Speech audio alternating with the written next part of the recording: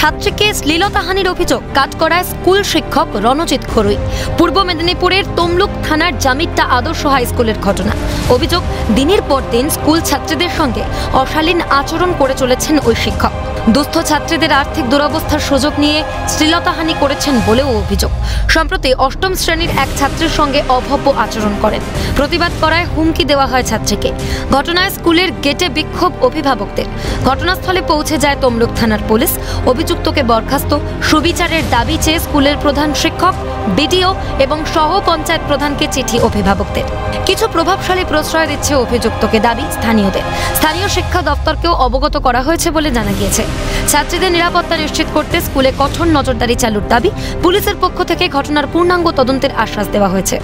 তিনি আগে যে স্কুলে ছিলেন সেই স্কুলেরও নাকি কোনো ম্যাডামের সঙ্গে খারাপ ব্যবহার করেছেন, সেই স্কুল থেকে ওনাকে কিন্তু তাড়িয়েছে। উনি কোনো রাজনৈতিক প্রভাবশালীর ছত্রছায়া আছে, না হলে এইসব কাজ হতে পারে না। তো ওনাদের বাড়িতে আমরা খোঁজ নিলাম।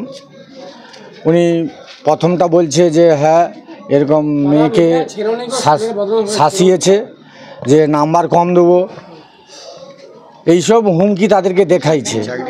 চাকরি, তার স্বামী একটা কোম্পানিতে চাকরি করে, যে ওখানে যে ইউনিয়নে বলে তোমার চাকরিকে বরখাস্ত করব, এইসব ভয় দেখানোর কারণে যদি এই ঘটনা সঠিক হয়ে থাকে যথাযথ শাস্তি চাই, ওনাকে যেন সরকার চাকরি থেকে বরখাস্ত করে। অভিযোগ ভিত্তিহীন বলে দাবি করেছেন অভিযুক্ত শিক্ষক রণজিৎ খরুই। আর আমি এই ধরনের কোনো অসাময়িক কাজের সঙ্গে আমি কোনোদিন যুক্ত ছিলাম না এবং আজও নেই।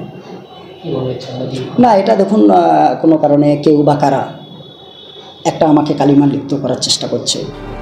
স্বয়ং প্রধান শিক্ষকও এর আগে ওই শিক্ষকের বিভিন্ন কর্মকাণ্ডের জন্য ঊর্ধ্বতন কর্তৃপক্ষকে জানিয়েছিলেন বলে দাবি স্কুলের প্রধান শিক্ষকের।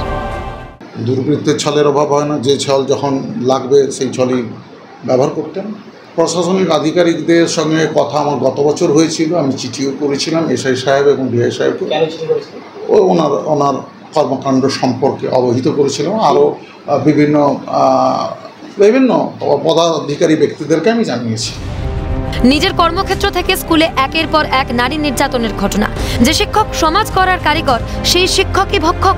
স্কুল যদি পড়ুয়াদের জন্য নিরাপদ না হয়, তাহলে পড়ুয়াদের ভবিষ্যৎ কোন পথে এগোবে? পূর্ব মেদিনীপুর থেকে জাহাঙ্গীর বাদশাহর রিপোর্ট, ক্যালকাটা নিউজ।